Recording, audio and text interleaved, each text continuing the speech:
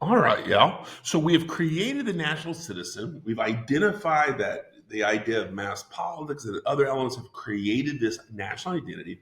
Now we're going to look how we marginalize minorities. The first minority we're going to look at is women. Women are going to respond to this with the first wave of feminism from the 1890s and 1920. Little side note, just know the first wave of feminism is all about gaining the right to vote.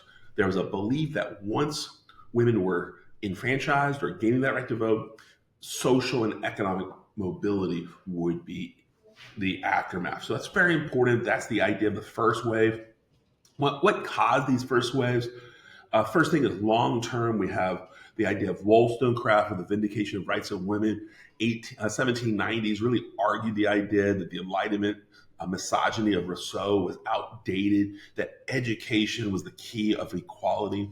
John Stuart Mills and his wife wrote on the subjection of women, and really argue the idea that if you subject 50% of society, you're impeding all of society. So inherently, equality, gender equality, was a must. The short term causes is really we begin to see that ideal of domesticity, the idea of what a woman is. A woman is meant to be fulfilled in the private sphere. A woman is to have propriety. She is educated to be a mother, to be a wife, to be a servant to her household. And that really limited the elements to that because now there was no real opportunities outside of marriage. The right to work controversy. We've talked about this, how governments created laws to remove women from the workforce to quote unquote protect them. And yet, we already, little side note, they don't protect women in the sweating industries or on the prostitution. Quite the opposite. They make it very easy for them to be exploited. But then we think unions. Unions work to exploit, to exclude women so that they have a smaller workforce to raise up those prices or wages. So we begin to see that element. And of course, it's the Contagious Disease Act. Josephine Butler and the Shrieking Sisters challenged that idea, the idea that the government didn't represent women. In hopes to protect public health, they were penalizing the women while ignoring the men consumers. Why is this important? Well, it's important because we get this idea of women's suffrage, the need for voting. I like this element here. This is probably more of an American image, but we see no taxation without representation. What is in London too? But we see that element playing in the idea that women deserve representation. Now, there's two factions. For some reason, Mr. Dr. McKay doesn't really throw this out there, but I do like names. Millicent Fawcett, she's the middle class leader. She believes in absolute propriety. She believes there's a right way to do things. She instructed women that if you want the right to vote, we need to behave properly and we will win this right. I love this photograph of a speech she's giving. What are those words that jump out at you, right? Law abiding suffragettes. The idea that we're the good ones. What should we do? We should be quiet and well behaved. And when asked, we can discuss politics to prove to the men that we have deep thoughts. And in doing so, the men will feel compelled to give us the right to vote. This idea is going to be rejected by probably one of my favorite suffragettes, Emmeline Pankhurst. She led a political and social union that really challenged these traditions. She rejected the idea of propriety. Who are you, middle class people, to tell me how to live? We inherently have value. We inherently have morality. She argued the idea against classism, the idea that middle class people are not special or superior than working class women. So we begin to see this element really give this idea. She argued the end justify the means mentality. She believed that the only way to attract attention to their cause and ultimately win is by behaving quote unquote badly. They're going to throw eggs at politicians. They're going to chain themselves to buildings and protest. They're going to break windows of newspapers that refuse to give them a voice.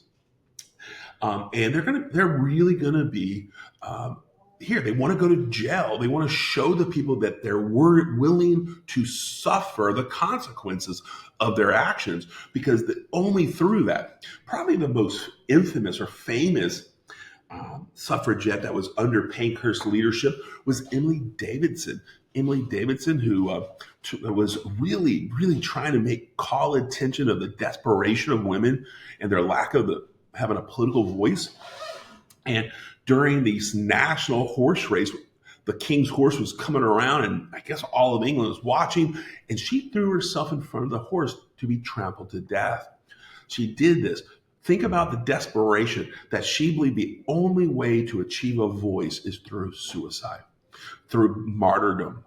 If they don't get their voice this way, what's going to be next? Violence, riots, we're not sure. But this causes a pause of people saying, what is going on? How can we achieve a voice? Well, unfortunately, in the 1890s and the 1910s, really no momentum occurs. Millicent Fawcett really is not going to gain any ground. The middle class men probably would support her to a degree, but women don't have that voice. Well, how did the government react? Well, women who were arrested under Pankhurst's leadership, they would do a hunger strike, because they were arrested for peacefully protesting, most likely. Maybe an egg was thrown, but not violent. But they were chained to something. They're arrested, so they go on a hunger strike in hopes to call attention. I love this political poster here, because it really shows you how the government assaulted women. Women did not have the bodily anatomy to do a hunger strike because the government feared that their deaths might look bad for them. And this image really shows you the force feeding. That tube is not a soft plastic tube that we might think. This tube is rough. It's put up her nose, down her throat, and they're going to forcefully be feeding her so that she won't die, trying to, quote unquote, protect her. Really, the only reason she's there is because they won't listen to her. And I think this is a really important element. It's not the conservative government. It's the liberal government. Do you see that to the top right? Prisoners under a liberal government. This is criticizing the idea that even the liberal government denied women a political voice. Really significant. We begin to see this really amplified. What happened with the Contagious Disease Act? The government is not going to represent women, not protect women in a way that women want, because only men vote. This is how how feminism was viewed. The idea of suffrage. I love this image here to the left. We see votes for women on the side. She's on her way to vote. She's definitely illustrated in a masculine way, where the husband is being feminized or emasculated. He's overwhelmed, shocked. This is what's going to happen if women gain the right to vote.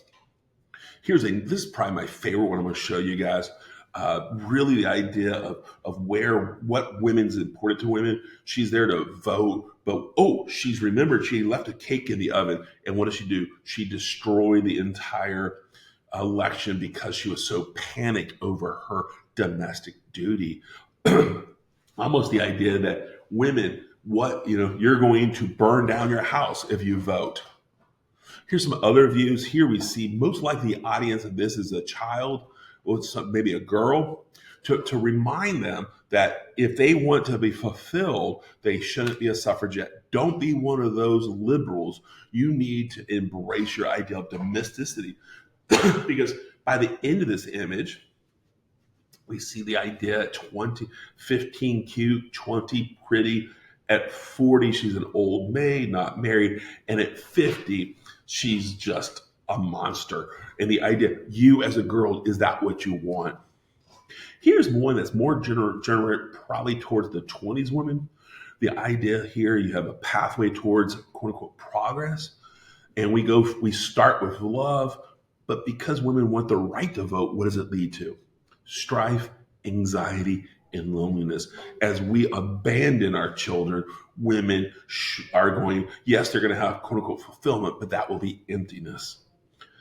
Clearly, the feminists were not supported by the general media and the general government. So, to what extent was the first wave of feminism successful? By the time we get to 1920, yes, suffrage, universal suffrage was gained in both Britain and the United States, really maybe as a result of World War I primarily. We'll see that later. But again, yes, they do gain the right to vote. Unfortunately, that is where their success is limited. So I'm going to argue to a minimal success because yes, they gain the right to vote. Yes, they achieve their immediate goal, but that hope for that political emancipation would lead to greater economic and social advantage are dashed. By the late 1920s, we're going to have that Great Depression. We're going to see Adolf Hitler and Mussolini utilizing propaganda to convey to women that their proper role in society is motherhood. They're going to create rewards for women to have the most children because that's what a good Italian or German woman is. And all of this growth is really going to be subset. So in the end, despite gaining their initial goal, their hope is dashed, making it a minimal extent, ultimately creating the avenue for a second wave of feminism. I'm going to pause here, guys.